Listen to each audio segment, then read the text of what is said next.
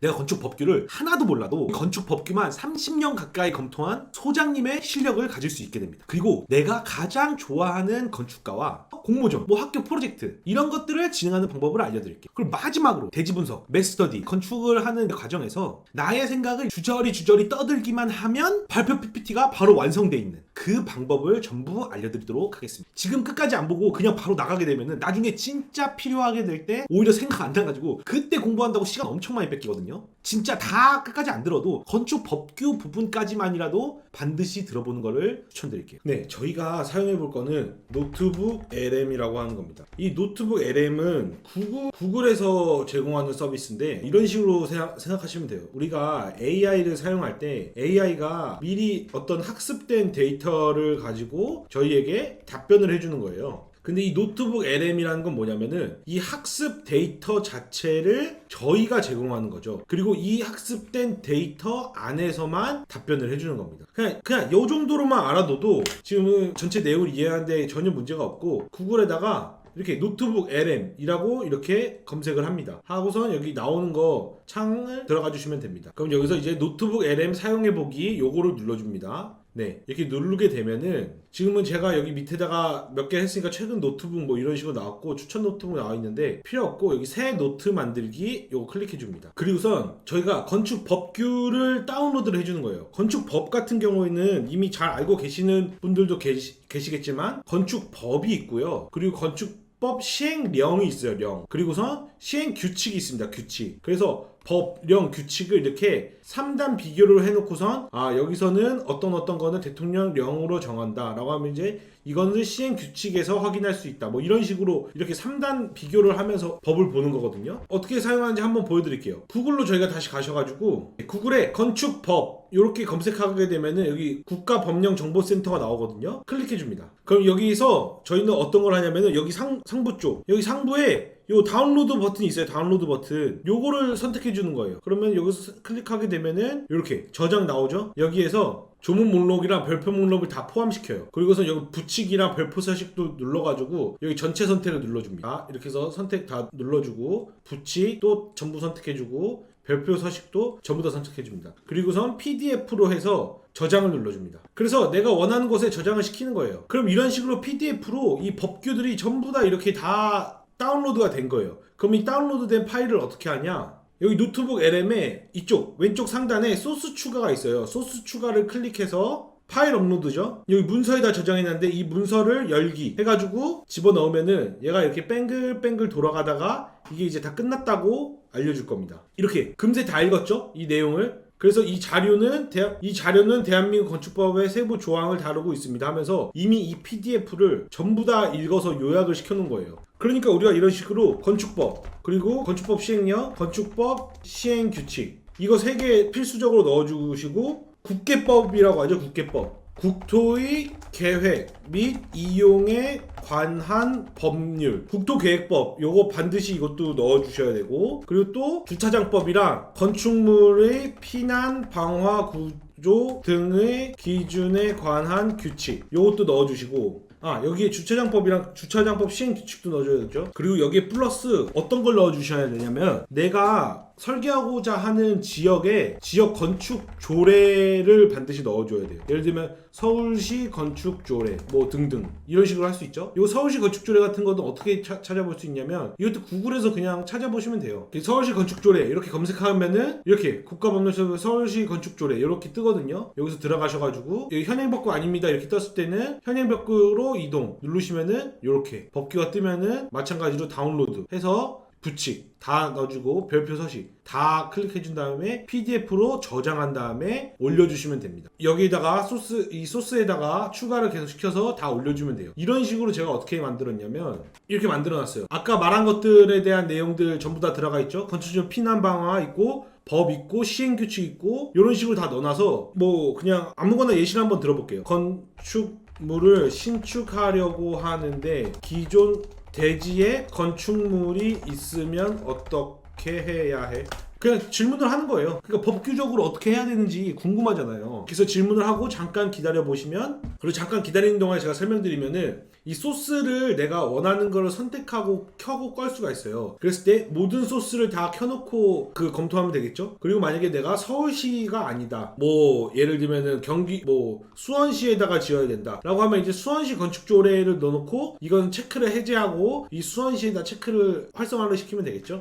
한번 같이 볼까요? 대지에 기존 건축물 있는 상태에서 새로운 지역을 나대지로 만들어서 신축을 해야 됩니다. 신축의 범위, 기존 건축물이 해체되어 멸시된 대지에 축조한 것을 포함합니다. 기존 건물을 허물고 새로 짓는 법적으로 신축에 해당됩니다. 그래서 기존 건축물을 해체, 철거를 해야 된다. 건축법에 따라 설거 신고는 했으나 건축물 관리법에 따라 해체 허가 또는 신고를 해야 됩니다. 해체 허가 시고, 그리고 성면 제거 의무, 건축물을 준축, 개축, 대수선하는 경우에 성면 제거를 먼저 해야 됩니다. 그리고 건축물 대장을 말소시키고 등기를 촉탁시켜야 됩니다. 행정부장에서도 건축물을 지어야 된다는 거죠. 건축물 대장 말소를 해야 되고 등기를 촉탁해야 된다는 거예요. 등기부 등본을 정리한다는 거죠. 그 다음에 그런 식으로 대지가 정리가 되면은 건축 허가를 신청한다. 참고, 기존 건축물을 해체하고 다시 짓는 경우에 새로운 건축물의 규모 등은 현재 법령 기준에 적합해야 됩니다 라고 이제 나와있죠. 그래서 요약까지 했어요. 성면 조사 및 제거해야 되고, 건축물 해체 허가 또는 신고를 해야 되고, 기존 건축물 해체 공사 대장을 정리해야 되고, 그 후에 신축 허가를 신청해야 된다. 그리고선 또 대단한 게 여기에서 파생될 수 있는 이런 질문들을 이렇게 계속 해줘요. 성면 처리는 어떻게 하나요? 내진 설계나 안전구조 확인은 필수인가요? 신축이죠. 근데 건물을 철거하고 멸실 신고는 어떤 식으로 절차하나요? 그러니까 내가 이 위에 있는 과정에서 모르는 질문들을 여기다가 바로 또 연결해서 질문을 계속 해놓으면 돼요. 그러니까 뭐 멸실 신고는 어떻게 하는지 궁금하네요? 그럼 이렇게 눌러보고선 이거에 관련된 법을 전부 다 이 대화를 통해서 같이 알아볼 수가 있는 거죠. 그러니까 내가 질문을 뭉툭하게 하면은 답변도 뭉툭하게 나오는데, 이런 식으로 질문을 좀 이렇게 예리하게 하면은 이거에 따른 답변도 예리하게 나오는 거예요. 그러면은 일단 내가 아예 지식이 없으니까 이렇게 뭉툭한 질문을 할 수밖에 없어요. 근데 이 질문에서 이런 후보들을 말해주죠. 그거에 따라서 이렇게 점점 진행하면은 건축 법규를 뭐 사실상 되게 잘 아는 소장님과 대화하면서 법규를 공부하는 뭐 진짜 거의 그 정도 수준까지 온 것 같아요. 그래서 계속해서 보면은 멸실 신고라는 게 아니라는 거죠. 그러니까 이거는 천재지변에 했을 때 건축물 해체 철거 신고, 해체 공사 완료 신고를 해야 된다는 거예요. 그래서 건축물 해체를 해야 되는데, 해체 허가 시고는 허가권자에게 해체 허가를 받거나 신고를 해야 됩니다. 해체 계획서를 제출해야 된다는 거네요. 요거를 우리가 만들어야 된다는 걸 알 수 있겠죠. 해체 계획서를. 그리고 공사 진행, 감리자 지정된 안전 조치 후 철거를 진행합니다. 해체 공사 완료, 철거가 완료되면 30일 이내에 허가권자에게 건축물 해체 공사 완료 신고를 해야 된다. 그러니까 해체 계획서를 만들어야 되고, 공사는 이제 그 업체를 구하면 되겠죠. 업체 통해서 공사 진행한 다음에 철거 완료 30일 이내에 해체 공사 완료 신고까지 하면은 된다는 거죠. 그리고서 마지막에 신고가 수리되면은 건축물 대장을 정리하고, 그리고 마지막에 등기 촉탁을 해야 된다는 거죠. 등기부 등본도 정리를 해야 된다는 겁니다. 그리고 두 번째, 제가 좋아하는 건축가를 찾는 거예요. 여기서 검색어로 뭐 토마스 헤더윅 뭐 이런 식으로 쳐볼게요. 쳤을 때 여기 인터뷰한 거 나오죠? 인터뷰한 거 눌러주고 이렇게 가운데 휠클릭을 해주는 거예요. 휠클릭.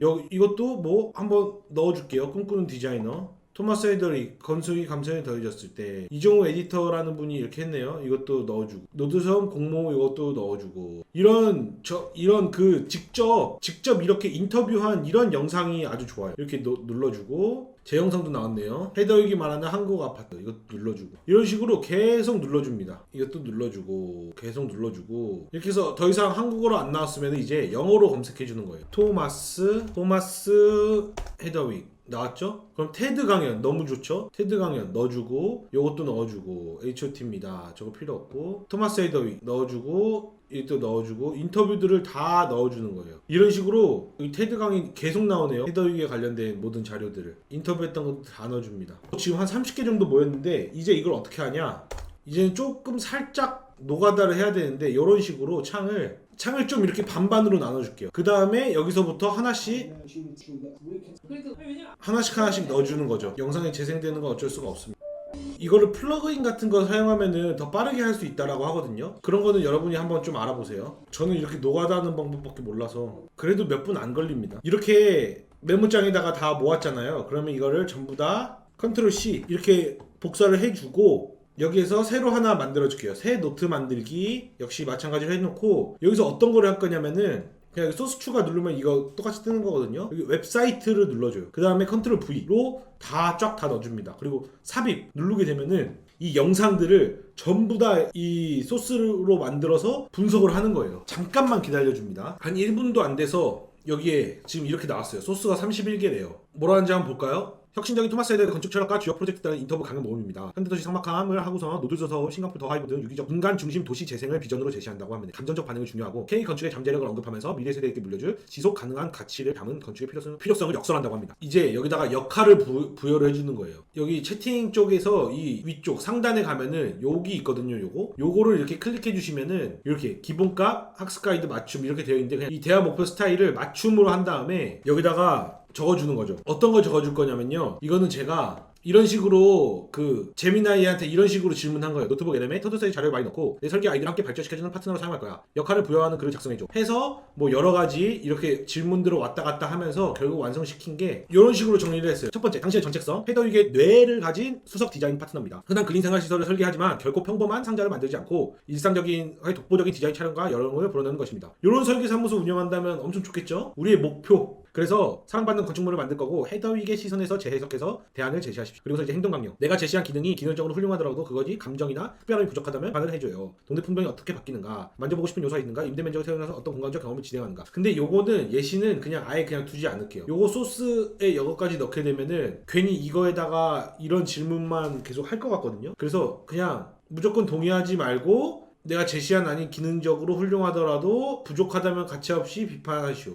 헤더의 관점에서 질문을 끊임없이 던져주시오. 이런 식으로 좀 바꿔볼게요. 그래서 이거를 그대로 복사를 한 다음에 여기다가 컨트롤 V 해주고 좋습니다. 여기까지는 좋은데 행동은 나의 아이디어에 무조건 동의하지 마세요. 내가 제시한 기능적으로 훌륭하더라도 헤더윅의 관점에서 비판적인 질문을 끊임없이 던져야 합니다. 여기까지 해놓을게요. 길이는 뭐 기본값으로 해놓고 우선 저장 누른 다음에 지금 뭐 토마스 헤더윅의 매니징 서울 뭐 써있는데 이건 이제 이름 내가 바꿀 수 있는 거예요. 토마스 헤더윅이라고 해놓을게요. 좋습니다. 그러면 이제 여기서 내가 실제 아이디어를 친구랑 이렇게 대화하듯이 시작을 해보는 거예요. 만약에 내가 뭐 이번 설계가 전시관 설계하는 거라고 해볼게요. 그러면은 전시관을 설계하려고 해. 내가 설계하면서 중요하게 생각해 볼 수 있는 무엇이 있을까? 그냥 이런 식으로 그냥 편하게 질문을 한번 해보는 거예요. 이렇게 답변들이 나오고 있는데 이런 식으로 답변이 나왔어요. 뭐라고 하는지 한번 볼게요. 사람들의 영혼을 울리고 서로 연결될 수 있는 감정의 발전소를 만들려고 하는 거라고 합니다. 그래서 뭐 필요 없고 감정도 기능입니다. 효율적인 동선, 조명, 습도 같은 기능을 먼저 고려할 건데 지난 100년 동안 건축계는 형태는 기능을 따른다는 주문에 걸려서 감정이라는 기능을 잃어버렸어요. 방문객이 이 건물 앞에 섰을 때 그리고 문을 열고 들어섰을 때 그들의 심장박동은 어떻게 달라지냐. 심장박동에 관련된 어떤 다이어그램을 그려야 되나요? 그랬을 때 건물 외관과 공간 자체가 사람들에게 어떤 느낌을 주는지 즉 감정을 필수적으로 달아야 됩니다. 세 가지 거리에 대해서 모두 만족해야 된대요. 도시의 거리에서 봤을 때 맥락과 어떻게 어울리는가. 이거 사이트 디자인에 저희가 활용해 볼 수 있겠죠. 그리고 거리의 거리 12층 건물의 12층 부분 행인에게 어떤 느낌을 주는가. 그리고 도어 디스턴스 문거리 그들이 손잡이를 잡고 벽에 몸을 기댈 때 2m 이내의 디테일은 어떻게 돼야 되는가. 그러니까 건물을 되게 그 다각도에서 분석할 수 있는 어떤 아이디어를 주네요. 그래서 문턱을 낮추는 게 아니라 아예 없애버리네요. 그래서 핵심 질문이 미술관에 한 번도 가본 적 없는 11살 아이가 호기심에 이끌려 들어올 수 있습니까? 뭐 이런 거 괜찮은 것 같아요. 동네 미술관 약간 이런 느낌으로 누구나 접근이 쉬운. 그러니까 미술관이라는 건 되게 고고하고 이런 느낌에서 그 문턱을 낮추는 이런 쪽으로 설계를 해가도 어떤 아이디어가 만약에 나올 수가 있겠죠. 1000년을 버틸 사랑받을 건물을 만드시오. 뭐 이거는 누구나 하고 싶은 거니까 공간이 아니라 장소를 만들 거라는 거죠. 조금 더 인간적이고 불안정하고 복잡하고 흥미로운 이야기를 집어넣겠다. 그랬을 때 이렇게 질문, 이 따르는 질문들을 추천해준다고 했죠. 도시와 거리, 문화부 이런 세 가지 거리의 설계법이 궁금하잖아요. 한번 눌러보는 거예요. 그러면은 이거에 따른 답변을 또 여기서 소스에서 막 공부를 해가지고 얘가 답변을 나눌 겁니다. 좀 오글거리긴 하는데 좋아요 파트너. 우리가 진짜 배기 이야기를 하게 돼. 이런 거는 좀 오글거리고 어쨌든 전략은 이렇대요. 스카이라인이랑 실루엣이란 거예요. 솔직히 말해서 대중에게 거리는 그저 배경일 뿐이래요. 그랬을 때 도시의 컨텍스트랑 어울려야 된다는 거예요. 호기심. 멀리서 봤을 때 저게 도대체 뭐지? 라는 궁금증을 자아내야 된다는 거죠. 그리고 거리에서는 20m 떨어지는 건데 사람들의 시선은 1층과 2층 높이에 머물리니까 당신 전시관 1, 2층을 평평하고 매끄러운 유리벽으로 하지 말고 시각적 복잡성을 한번 넣어보라고 하는 거예요. 문 앞의 거리 그리고 감정의 결정타라고 하는데 이런 거는 이제 재료의 질감이나 아니면은 엘리베이터 버튼, 화장실 문고리 요런 디테일까지 한번 가보자라는 거예요. 그러면은 여러 가지 생각을 해볼 수가 있게 됐죠. 겉에서 봤을 때 이렇게 똑같은 이렇게 네모난 건물들이 있다가 내 건물의 실루엣이 독특하게 나온다면 이게 이제 이 전체 가장 먼 거리에서 봤을 때고 그리고 두 번째는 이렇게 건물이 전체가 이렇게 있으면은 이 아래쪽에다가 조금 더 신경을 더 쓰라는 거죠. 이 아래쪽에 이 위쪽과 아래쪽을 두 가지 어떤 컨셉으로 두 가지 재료로 뭐 할 수도 있고 여기에다가 복잡성과 디테일을 좀 더 넣는 어떤 그런 선택을 해볼 수가 있는 거고 그리고 마지막 세 번째 재료는 어떤 걸 쓸 거냐 그리고 이걸 내가 이 벽을 손으로 이렇게 만졌을 때 어떤 질감을 갖게 할 거냐 이런 것까지 고민을 해야 된다는 거죠. 그러니까 이런 식으로 우리가 헤더윅을 여기다가 집어넣었죠 저희가. 이런 식으로 또 비아크 인게스, BIG도 넣어보고, 아니면 얼마 전에 이제 타계하신 프랭크 게리, 이런 건축가들의 어떤 건축 철학을 전부 다 집어넣고 이분들이랑 상의하고 토론하면서 아니면 크리틱을 받아보는 거죠. 내 건축 설계안은 이렇게 생각하는데 어떻게 생각해? 뭐 예를 들어서 한번 제가 전시관 설계했었던 거를 떠올리면서 한번 넣어볼게요. 대지에 처음 들어갔을 때 바로 옆에 있는 하천이 너무 아름다웠어. 도로에서 하천으로 내려가는 길이 있었는데 내 전시관이 들어서면서 그 길을 막고 싶지가 않는 거야. 그래서 내 건축물은 지상에 건축물을 두기보다는 사람들이 이용할 수 있도록 지중 건축을 해보려고. 전시관은 지하에 배치하고 건축물의 지붕에 잔디를 깔아서 대지 바로 옆에 있는 하천을 조망할 수 있는 전망대로 사용하고 싶어. 뭐 이런 식으로 한번 이야기를 해볼게요. 그 다음에 이 아이디어에 대해서 평가하고 설계를 발전시켜 보아라. 이렇게 이야기할게요. 일단은 훌륭하다라고 얘기하네요. 내 건물 주인공이 아니라 자연인 주인공이 아니다. 겸손한 접근 좋다. 근데 잠깐 멈춰보세요. 훌륭하지만 축축하고 어두운 지하 벙커에 지루한 공원이 될 수가 있어요. 건물을 땅에 묻는 게 아니라 대지 자체를 치유하고 증폭시키는 작업을 해야 된다고 해요. 영혼이 없는 장소로 4가지 전략을 제안한다네요. 평평한 지붕은 최악이래요. 지붕에 잔디를 깐다고 했는데 평평한 슬라브에 하지 마세요. 밑에 라인들을 떨어보세요. 평평한 부두를 만들라는 요청을 받았지만 지형 자체를 상처적인 언덕과 골짜기를 만들어볼래요. 지형으로 만들래요. 지붕 자체를. 그러니까 뭐 이런 식으로 뭐 만들라는 거죠. 그래서 하천 쪽으로 향해서 쏟아오르고 전시관 천장 높이, 여기서는 이제 전시관에서는 요 정도의 높이를 하다가 이렇게 해서 대형 전시를 할 수 있는 이런 공간으로도 사용할 수가 있겠네요. 그러면서 이쪽에서 위쪽의 사람들은 이렇게 뷰를 바라보는 이런 다이어그램이 뚝딱 나오네요. 작은 전시물은 여기다 놓고 큰 불상 같은 큰 전시물은 여기다 놓게. 괜찮은 것 같아요. 그리고 관점을 좀 바꿔준대요. 지하가 아니라 빛의 계곡을 만들어 달라는 거예요. 그러니까 예를 들면은 이렇게 대지가 만약에 이렇게 있다 그러면은 여기가 이게 그 건축물 지붕이라고 하면은 요런 식으로 뭔가 이렇게 빛이 갑자기 쫙 내리쫓는 이런 빛을 이용하는 지하 공간을 만들어 보겠다라는 거 괜찮은 것 같아요. 빛을 품은 대지의 틈 괜찮은 것 같아요. 길은 단순한 통로가 아닙니다. 도로 자체는 계단에 건설하면 너무 지루합니다. 그래서 길을 구불구불하게 만들어버려요. 이런 식으로. 그래서 지붕을 언덕을 타고 넘어가기도 하고 이렇게 해서 지하 내부를 이런 식으로 볼 수 있는, 그래서 속도를 늦추고 주변 풍광과 천천히 음미하게 만들어요. 좋은 것 같아요. 베리굿. 좋은 것 같아요. 이거 아이디어. 그리고 재료의 사랑을 담아보래요. 지중 건축은 옹벽이나 콘크리트 구조물에 노출할 수밖에 없습니다. 러닝 허브, 거친 흙의 질감이나 지역의 돌을 활용해서 시간이 지날수록 이가 끼고 자연스러운 재료를 만든 어떤 그런 통로를 만들어 보라는 거예요. 그러니까 뭐 예를 들면은 지하로 내려가잖아요. 이런 식으로 우리가 지하로 이렇게 내려가는데 이쪽은 어떤 지역의 재료를 사용하는 거예요. 그러면서 여기 중간은 이제 버퍼존이 되고 이 안으로 들어갈수록 뭔가 점점 깨끗하거나 뭔가 질감이 없는, 그러니까 질감으로 전이를 시키는 거죠. 전이 공간을 이렇게 해서 지역에 있는 거를 쓰다가 이제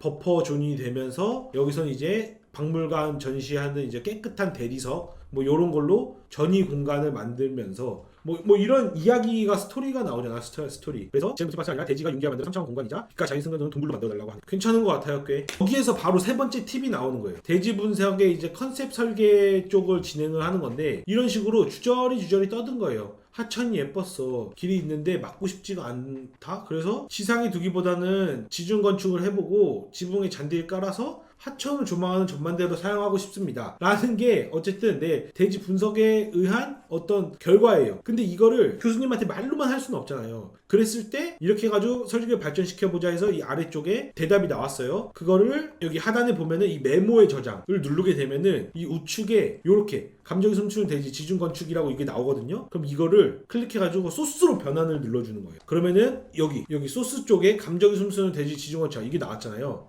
여기서 이 선택을 전부 다 해제를 시켜줘요. 모든 소스. 그 다음에 요거 소스만 선택을 해준 다음에 여기서 저희가 아무거나 다 사용해봐도 돼요. 오디오 요거는 일단 아니고 동영상 개요도 아니고 마인드맵으로서 설명할 수도 있고 어떤 보고서 형식으로 만들 수도 있고 인포그래픽은 한 장의 어떤 이미지를 만드는 게 이제 인포그래픽이고 그리고 아니면 슬라이드 자료 여기서 이제 PPT죠. 이게 PPT로 만들거나. 그래서 저희는 보통 어떻게 사용하냐면 인포그래픽 아니면 슬라이드 자료 이 두 가지를 사용하면 될 것 같아요. 둘 다 한번 만들어 볼게요. 여기서 또 여기 선택이 나오는데 여기 보면은 여기 만들려는 인포그래픽에 대한 설명이 있어요. 뭐 파란색 테마를 가지고 세 가지 주요 통계를 강조해줘 뭐 이런 식으로 있는데 제가 하나 여기서 소개해드리고 싶은 게 이 밑에 요거를 저는 이제 깔았거든요. 이걸 어떻게 까냐, 구글에 바나나 NL이라고 치는 거예요. 그러면 여기 크롬 웹스토어가 나오거든요. 크롬 웹스토어에서 저는 여기 삭제가 나오는데 설치를 눌러주게 되면은 여기서 이 인포그래픽 이런 거 설정을 할 때 이 아래쪽에 바나나 NL이 떠요. 이걸 클릭해서 보면은 지금 이렇게 몇 개가 이렇게 나와 있는데 여기 있잖아요. 이거 여기 이 사이트로를 클릭해 주세요. 클릭하면은 이런 식으로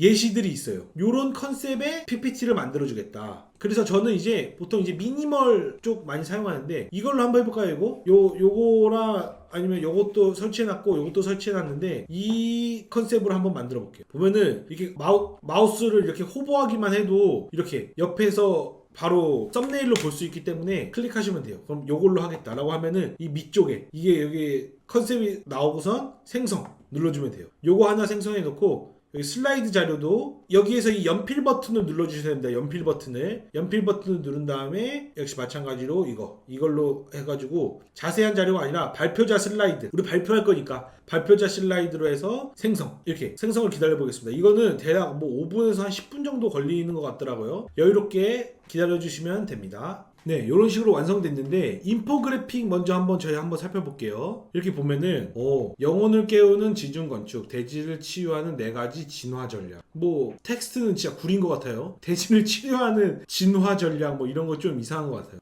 근데 이런 어떤 다이어그램 같은 건 사용할 수 있을 것 같아요. 플랫하게 이렇게 해서 옥상 지중을 만드는 게 아니라 이런 식으로 언덕이와 골짜기를 내가 만들어 보겠다. 나쁘지 않습니다. 지하가 아닌 빛의 계곡을 만들어 보겠다. 이렇게 해서 빛이 떨어지는 이런 효과를 만들어 보겠다. 그리고 길은 단순한 통로가 아니라 구불구불하게 만들어서 이 위에 건덕에 올라가기도 하고 이렇게 해서 아래쪽에 전시관이 보이기도 하고 이런 공간을 만들어 보겠다. 나쁘지 않습니다. 그리고 경험의 확장, 경로와 질감, 재료의 사랑을 담으세요. 이런 건 이제 좀 별론데 이 앞쪽 이거는 아까 제가 말한 거를 다이어그램화 시키면 더 좋겠죠. 이거를 또 마찬가지로 텍스트로 막 주저리 말한 다음에 여기다가 소스 요거 문서 저장해 놓고 소스로 만든 다음에 이 소스 클릭해서 인포그래픽 다시 만들면은 예쁘게 만들어 줄 수 있겠죠. 그리고 PPT 한번 볼게요. 감정이 숨쉬는 대지, 지중 건축의 진화, 영혼 있는 자연의 4가지 전략.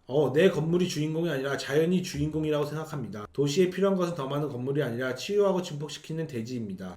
나쁘지 않네요. 그래서 지하 벙커를 해서 지하에다 놓을 건데 중간에 하나 장을 놔야겠죠. 이렇게 될 수 있습니다. 그래서 이렇게 입체적인 지형을 만들어 보겠습니다. 예를 들어서 리틀 아일랜드를 이렇게 설명을 해주면은 느낌 빡 오는 거죠, 이제 교수님이. 그리고 지하가 아니라 빛의 계곡을 만들 건데 이런 식으로 이렇게 빛이 안으로 들어갈 수 있게 만들겠습니다. 해서 뭐 이거는 예시가 알맞지 않은 것 같아요, 이거에는. 그래서 길은 단순한 통로가 아닙니다. 경험을 할 수 있는 그런 공간을 만들겠습니다. 나쁘지 않아요. 그래서 가든 브릿지나 노들선처럼 주변을 첨부해서 음미할 수 있는 시간을, 이거는 내 게 아니라 내 어떤 그런 배치안 같은 걸 이렇게 만들어 놓으면 되겠죠. 재료의 사랑을 담으세요. 이거 차가운 콘크리트, 이거는 이제 저희 만들었던 그 전이 공간 그 컨셉으로 좀 바꾸면 되겠고, 그래서 디테일을 만들겠다라는 거 하고 3차원적인 공간을 해서 위에는 사람들이 다니고 아래는 이렇게 있고 여기 거대한 건축물, 여기 거대한 전시물, 작은 전시물을 이런 식으로 만들어 보겠습니다. 이거 뚝딱 나왔네요. 이거대로 설계해도 되겠는데요. 여기 하천 놓고 하천이 있고 여기다 이렇게 올리는 거, 이거 그대로 라이너로 모델링하면 될 것 같습니다. 네, 오늘 소개해드린 노트북 LM 같은 경우에는 진짜 건축사가 앞으로 더 필요할까? 라는 이런 생각이 들 정도로 건축주는 앞으로 한 이 정도는 다 알아보고 온다 라고 생각해야 될 것 같아서 진짜 무섭고 또 걱정되기도 했습니다. 일론 머스크가 말하기로는 앞으로 2030년 뭐 한 5년 안쪽으로 AI가 일을 하고 사람은 일을 안 하고 그걸 취미 정도로만 가질 거라고 이야기를 하는 거예요. 그러니까 AI가 일을 하면은 그 일을 잘 하는지 관리 감독하는 역할을 하게 됐다는 거죠. 그러니까 AI가 설계하면 저는 이제 잘 설계하나 보고 있는 거죠. 근데 AI가 이미 이렇게 더 똑똑한 것 같은데 제가 그거를 관리나 감독을 할 수 있을까요? 뭐 신호등 같은 역할을 하는 건가요? 정지, 뭐 아니면 출발, 뭐 여러 가지 생각이 많이 들게 됩니다. 그러니까 이렇게 생각해 볼 수도 있을 것 같아요. 우리가 만약에 조선시대에 가가지고 앞으로는 굶어 죽는 사람이 없어질 거래요. 그러면서 굶어 죽기보다는 오히려 사람들이 많이 먹어서 문제가 발생될 거래요 라고 하면은 거기 뭐 저작거리에 이제 사람들이 그래 참 재밌는 소리구나 라고 이렇게 얘기할 거 아니에요. 지금 저희가 앞으로 인간이 일을 하지 않게 된다고? AI가 일을 하게 된다고? 라고 생각했을 때 그럴 수도 있나? 뭐 이런 느낌이랑 어떻게 보면 좀 비슷한 것 같아요. 사실 구글이 나노 바나나 이용해가지고 어떤 렌더링 해주거나 아니면 이미지, 생성형 이미지 만들어냈을 때 처음에는 좀 그게 신기했거든요. 근데 사실 잘 생각해보면 렌더링은 우리가 어차피 렌더링 해오던 거고 진짜 더 의미 없는 건 그렇게 해서 생성형 이미지로 뭐 자아디드 스타일의 건물 뭐 이렇게 해서 건물 만들어봤자 이미지일 뿐이거든요. 건축은 정확히 계획된 어떤 이런 기둥열 그리드에서부터 마지막에 그 디테일 타일을 어느 쪽에다가 마감을 시킬까 라는 그런 디테일까지 잡는 건축 도면이 필요한 일이거든요. 그래서 나노 바나나가 만들어내는 그런 이미지들을 실제화시킬 수 있는 라이노와 그래스하퍼의 실력이 당분간은 매우 중요할 거라고 저는 그렇게 생각합니다. 나노 바나나로 만들어진 막 이런 비정형의 어떤 그런 화려한 건축물을 실제 건축할 수 있는 데이터로 만들어주는 라이너를 나도 한번 공부해보고 싶다. 이렇게 생각하시는 분들은 진짜 라이너에서 마우스 클릭 하나 하지 못하는 수준이어도 어느 정도 라이너로 건축물 모델링을 만들 수 있게 진짜 A부터 Z까지 정리해놓은 영상이 있거든요. 그걸 제가 고정 댓글에다가 링크 걸어둘게요. 길이는 40분 정도 되는데 이거 무료 강의라고 생각하시면 진짜 엄청나게 이득입니다. 그러니까 관심 가시는 분들은 이어서 시청하시는 것을 추천드릴게요. 오늘도 긴 영상 함께 해주셔서 감사하고 저희는 다음 영상에서 또 뵙도록 하겠습니다. 감사합니다.